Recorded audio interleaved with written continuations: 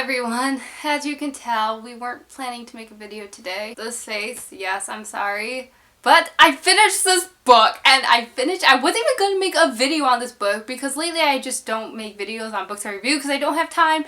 And it was a good book. I enjoyed it, but it wasn't one where I could sit down and talk to a camera about.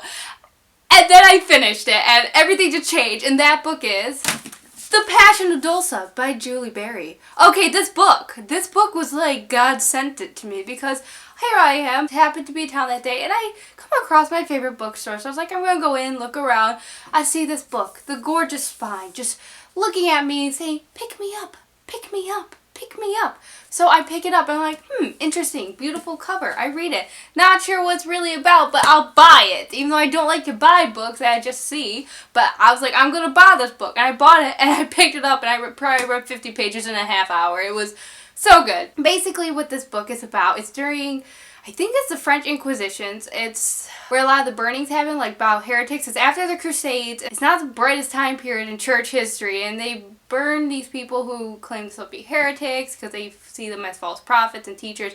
It's just a big mess. Anyways, we have Dolssa, and she is accused of being a heretic, and so she is about to approach her burning, but then she escapes, and she runs for her life, and she's saved by this one village girl named Bottle, who is a matchmaker, and she runs a tavern with her sisters. Basically does like all the cooking and stuff, but the younger sister is also like a fortune teller. And Bottle meets Dolssa on this journey with this one guy, Simone, and his brother Guy, where they have to come and get them because it's like this whole thing with the vineyard and stuff.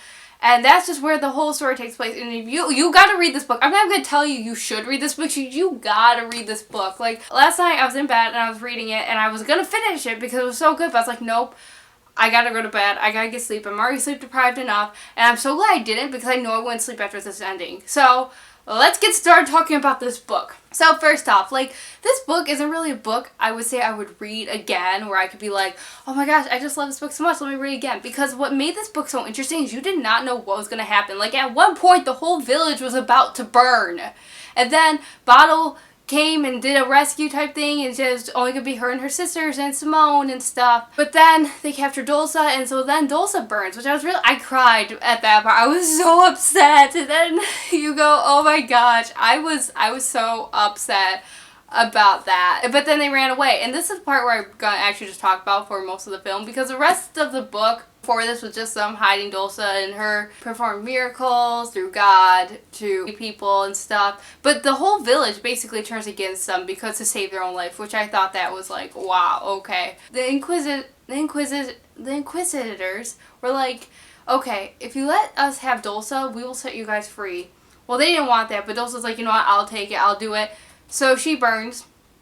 And then they're like, well, contracts with the dead no longer exist, so we're all gonna burn, and they ran. So a few years go by, and they don't see anyone. Bottle doesn't see anyone. She starts taking up with a person in town. Like, you all know what happens if you read this book. And then she slowly meets the people she ran away with, like, throughout the years, but we never hear about Placenta. So we hear from some of the clues, though, that, like, I think that Placenta found that one guy she likes and they ran off, though I wish we could have found out more about her.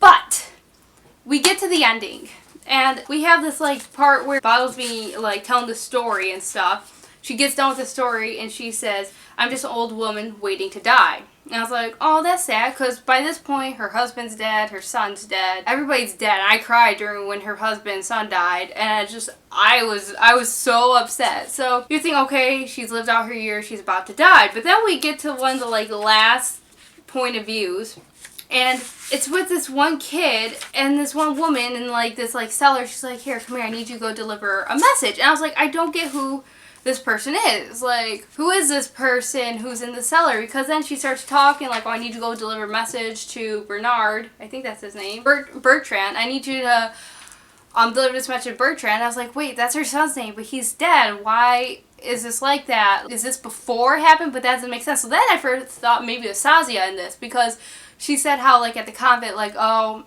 things aren't going well, and then finds out that's how they found Bottle is through her confession, which that makes me also wonder, what if this place, when they took her back to Bajas or something, and they said, well, you can either burn or become a nun and be saved, if they thought maybe because her nun, she'd eventually confessed it in confession.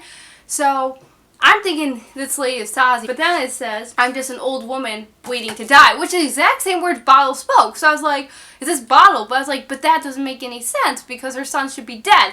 I was so confused. I was like, what's going on here? Is this Sazi or is this Bottle? If it's Bottle, then why does it say, like, her take this message to her son? I was very confused. So I went to the author's website and I got my answers. We got answers, okay?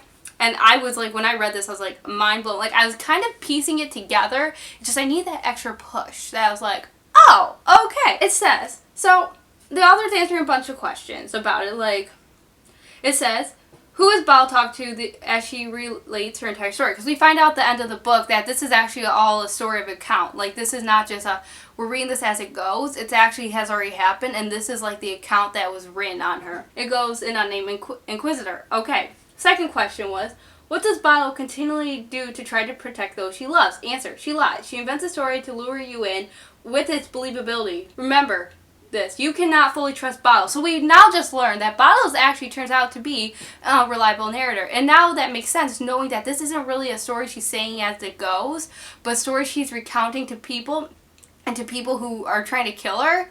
So of course she's going to lie. So we can argue that some of the details that happen in this book didn't really happen, and they were just lies to save her family. And it makes sense because she's a matchmaker too. So like I said, this is just like mind-blowing right now because we find out Baal's an unreliable narrator.